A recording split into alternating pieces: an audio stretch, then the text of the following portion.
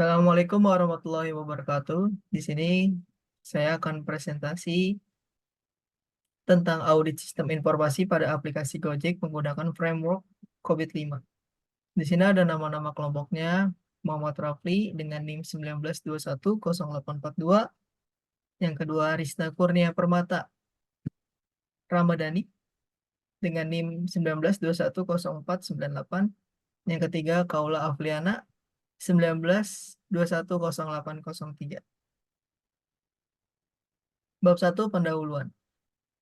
Di sini ada latar belakang perkembangan permintaan transportasi jasa semakin meningkat. Salah satunya media pemesanan transportasi online yang memudahkan konsumen dalam pemenuhan kebutuhan transportasi. Sebuah sistem informasi berupa aplikasi atau website sangat penting untuk memudahkan customer dalam pemesanan maupun mendapatkan sebuah informasi.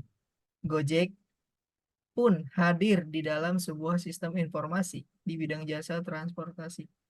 Dengan adanya pertumbuhan teknologi informasi yang sangat pesat, kemungkinan terjadinya gangguan keamanan informasi semakin meningkat.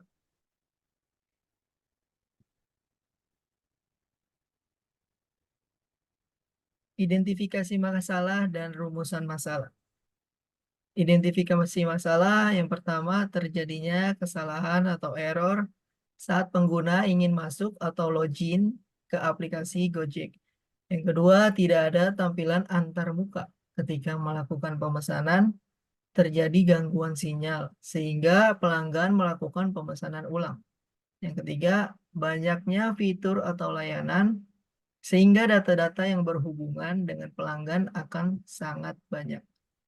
Rumusan masalah. Yang pertama, bagaimana meningkatkan keamanan data pengguna dalam aplikasi Gojek. Yang kedua, bagaimana cara membuat tampilan antarmuka yang kompleks pada aplikasi Gojek. Yang ketiga, bagaimana cara mengefektifkan berbagai layanan ataupun fitur agar tidak terlalu banyak. Bab 2, landasan teori. Control Objective for Information and Related Technologies. 5. COVID-5 adalah singkatan dari Control Objective for Information and Related Technology version 5, yang merupakan kerangka kerja yang dikembangkan oleh ISACA, Information System Audit and Control Association. COVID-5 sebagai framework atau kerangka kerja akan memberikan layanan kepada enterprise seperti perusahaan, organisasi, maupun pemerintah dalam mengelola dan memanajemen aset atau sumber daya IT untuk mencapai tujuan enterprise tersebut. COVID-5 akan berguna bagi IT user untuk memperoleh keyakinan atas kesiapan sistem aplikasi yang akan digunakan, sedangkan para manajer untuk memperoleh manfaat dalam keputusan saat menyusun strategic IT plan, menentukan information arsitektur, dan keputusan atas procurement, pengadaan atau pembelian inventaris organisasi. Selanjutnya akan dijelaskan oleh Risna. Ya, selanjutnya Evaluate Direct Monitor. EDM atau Evaluate Direct and Monitor merupakan salah satu domain dalam kerangka kerja COVID-5, yaitu untuk mengelola dan mengawasi proses tata kelola teknologi informasi atau TI secara keseluruhan di dalam organisasi yang akan melibatkan serangkaian proses yang disusun untuk memberikan arahan strategis, mengawasi kinerja, serta mengevaluasi efektivitas pengelolaan TI. Selanjutnya, Monitor and Evaluate. MEA atau Monitor and Evaluate dalam domain COVID-5 merupakan pemantauan dan evaluasi kinerja teknologi informasi atau TI secara teratur sehingga bisa memastikan bahwa operasional TI organisasi berjalan dengan efektif. MEA COVID-5 memberikan kerangka kerja yang kokoh bagi organisasi untuk memantau dan mengevaluasi kinerja TI secara teratur, membuat organisasi bisa memastikan bahwa penggunaan teknologi informasi mendukung tujuan bisnis mereka dengan efektif, dan juga mengidentifikasi dan mengatasi risiko yang mungkin timbul dalam prosesnya. Selanjutnya akan dijelaskan oleh Paula Apliana. Baik, dalam pembahasan bab 3, kami telah menyebar kuesioner ke sejumlah orang di beberapa media sosial dengan 2 domain IDM dan MEA. IDM memiliki 5 subdomain dan MEA memiliki 3 subdomain, dan masing-masing subdomain MEA dan IDM memiliki 2 pernyataan. Baik, untuk menghitung kami memerlukan jumlah jawaban dari masing-masing subdomain, yaitu IDM 01 memiliki jumlah jawaban sebesar 175, IDM 02 memiliki jumlah jawaban 167, IDM 03 sebanyak 170, IDM 04 sebanyak 170, lalu IDM 05 sebanyak 174, MEA 01 sebanyak 172, MEA 02 sebanyak 173, dan MEA 03 sebanyak 172. Baik, di sini ada perhitungan skala parenting IDM dan MEA. Untuk mencari perhitungan skala parenting IDM, pertama-tama kita harus mencari indeks kuesioner terlebih dahulu. Terdapat 5 subdomain. Lalu, untuk mencari indeks kuesionernya, memerlukan jumlah jawaban yang sebelumnya tadi sudah diperlihatkan dibagi oleh jumlah keseluruhan pernyataan dari subdomain IDM 01 menghasilkan 87,5, seterusnya hingga subdomain IDM 05. Untuk WP standar didapatkan berdasarkan dokumen PAM atau Proses Assessment Model COBIT versi 5. Untuk IDM 01, WP standarnya 6, IDM 02 WP standarnya 6, IDM 03 WP standarnya 8, IDM 04 WP standarnya 8, lalu IDM 05 WP standarnya 5. Untuk WP aktualnya, kami dapatkan berdasarkan keadaan lapangan dari WP standar.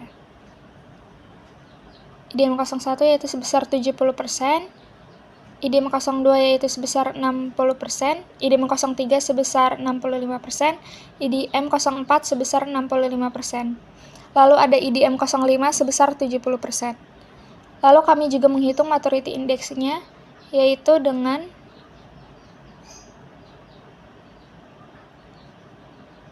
WP aktual per atau dibagi WP standar, lalu dikalikan dengan indeks kuesioner, kemudian dibagi 100 atau per 100, menghasilkan IDM 01 sebesar 0,10, IDM 02 0,08, IDM 03 0,07, IDM 04 sebesar 0,07, IDM 05 sebesar 0,12, dengan total maturity index kami dapatkan sebesar 0,45.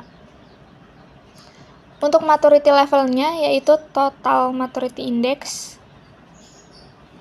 dibagi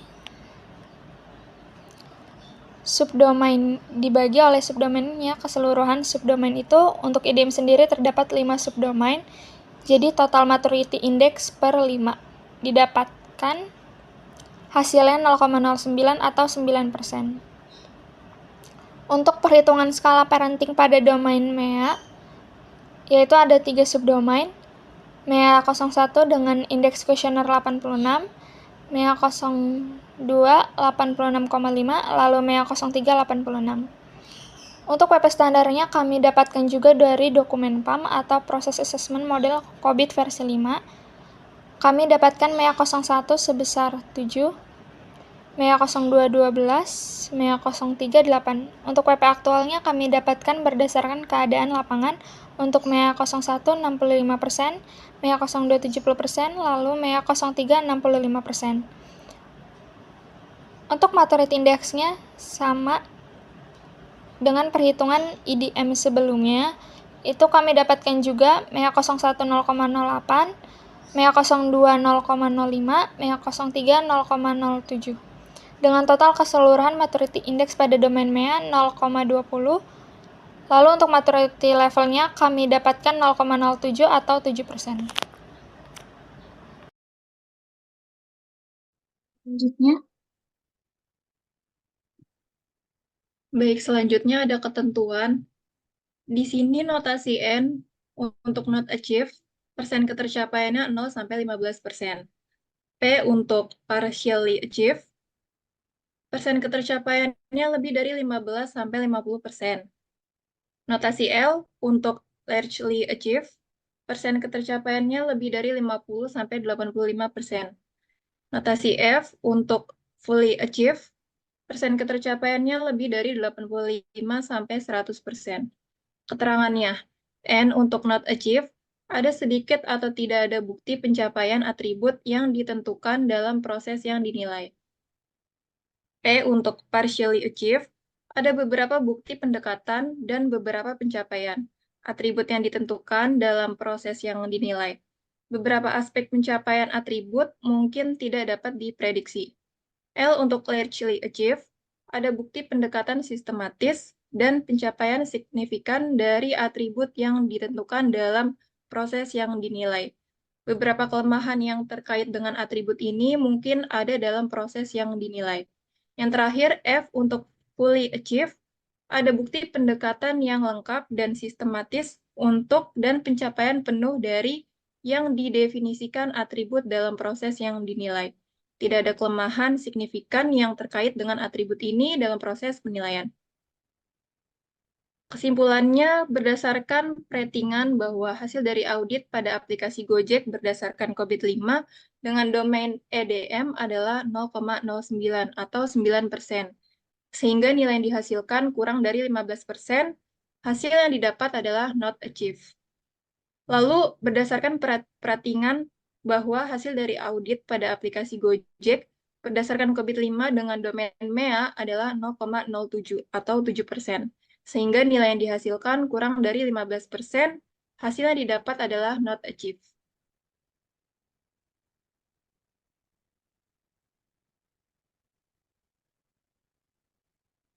Lalu di sini ada pertanyaannya dari Muhammad Arif Firdaus bertanya, kesulitan apa yang paling terasa selama melakukan audit?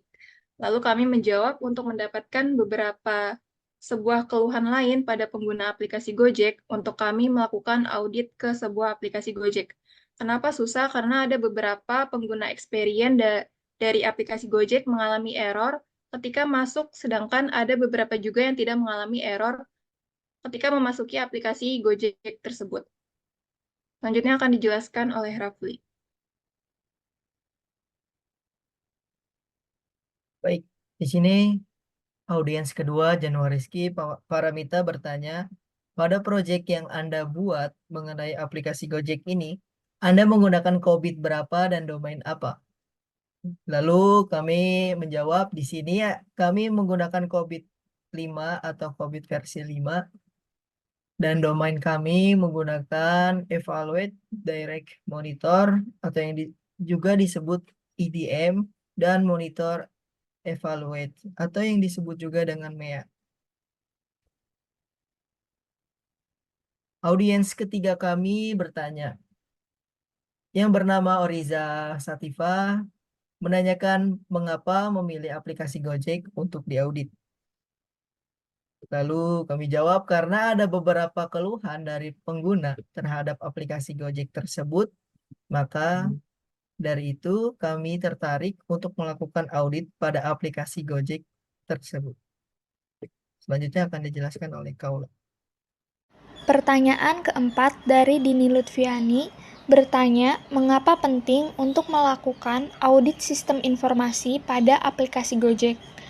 Kami menjawab, audit sistem informasi pada aplikasi Gojek penting karena untuk memastikan keamanan, integritas, dan kinerja sistem.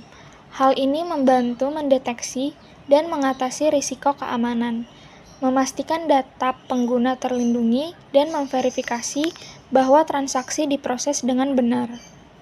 Baik, Sekian. sekian dari kelompok kami. Wassalamualaikum warahmatullahi wabarakatuh.